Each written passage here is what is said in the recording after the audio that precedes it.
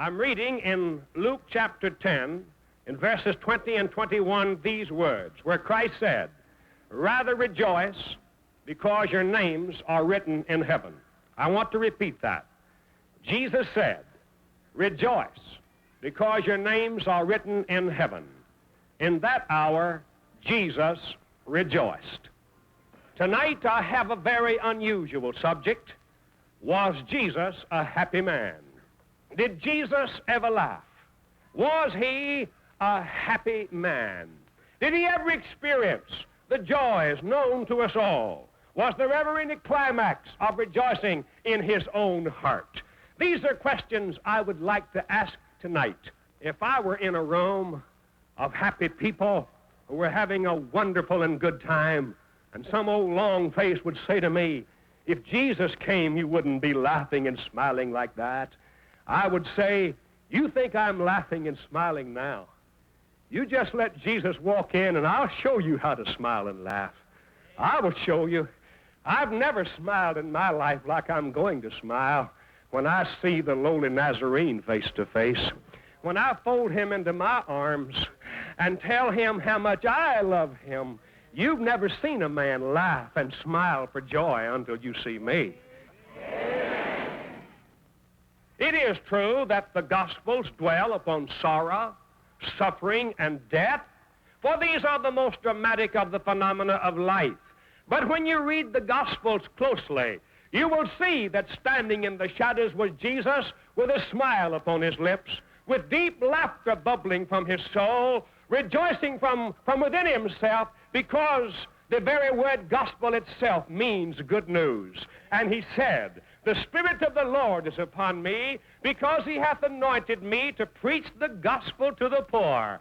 The gospel means good news. And Jesus burst in upon the human scene of sin and suffering and death like a breath of spring. He transformed the rude, rough roads of Palestine into the world's front streets. Wherever he went, little children were laughing and crying after him, wanting to sit in his lap and hold his hand. Sinners would leave their vocations and invite him into their house. He would sit down with a long list of interesting friends, rich and poor, high and low, saved and unsaved, with his sparkling personality, with his dynamic spirit of laughter and joy. First of all, I want to point out tonight that Jesus performed his first miracle in a setting of laughter and joy. John introduces him at a wedding feast in Cana of Galilee. Everyone is laughing. The hour is sparkling with joy.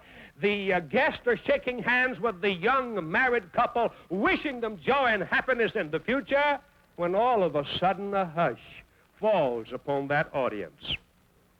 And his mother comes over and whispers to this man, this big, vigorous, hearty man standing there in the shadows, "Son, they have no wine." Jesus looked over the scene, and he knew how important it is that a young man and woman get off to a good start in married life. He knows the hills and valleys, the ups and downs, the struggles. Yes, he looked out over that uneven road and years ahead and realized that this young couple would look back to this memorable night with either joy or sorrow. So he just nodded his head and pointed to some water pots. "Fill them up with water," he said, "and pour the water out." And when they did, the water was changed by a miracle into rich, red, sparkling wine. Now, what kind of man did that? Do you think a sad man did that? No, a vigorous, hearty, joyous man who knew how to laugh, who knew how to resume an interrupted feast with his own miraculous power. The Bible says that Jesus rejoiced.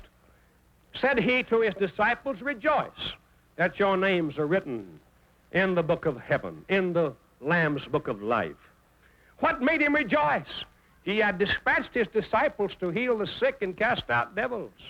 When they returned, they were thrilled beyond imagination, saying unto him, "Lord, even the devils are subject unto us through thy name."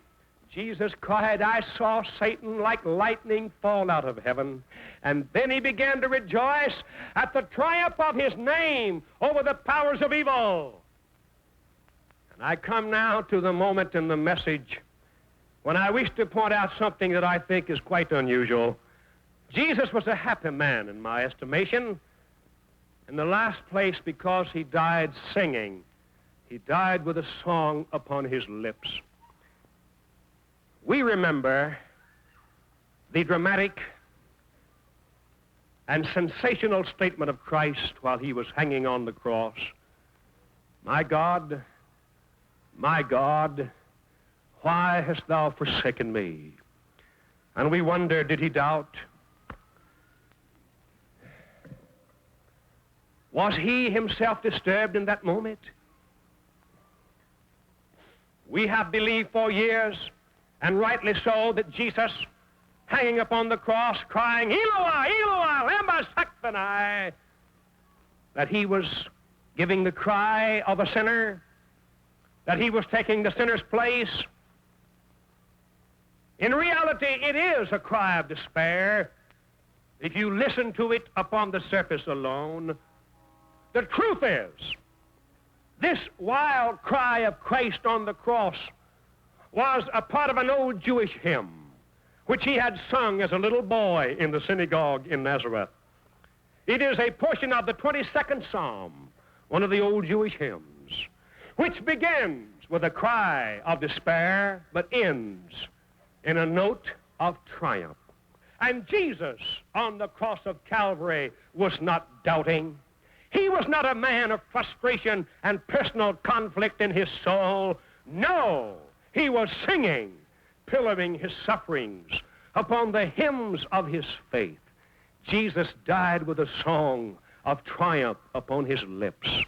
There, in his most agonizing hour, Jesus died singing. He was a happy man. For just 3 days later, the world found you can't hold the dawn back. For he burst the bonds of death, hell, and the grave. He rose triumphant forevermore, and he cried, because I live, ye shall live also. And heaven is an everlasting smile, a song of eternal laughter. Thank God Jesus is a happy man.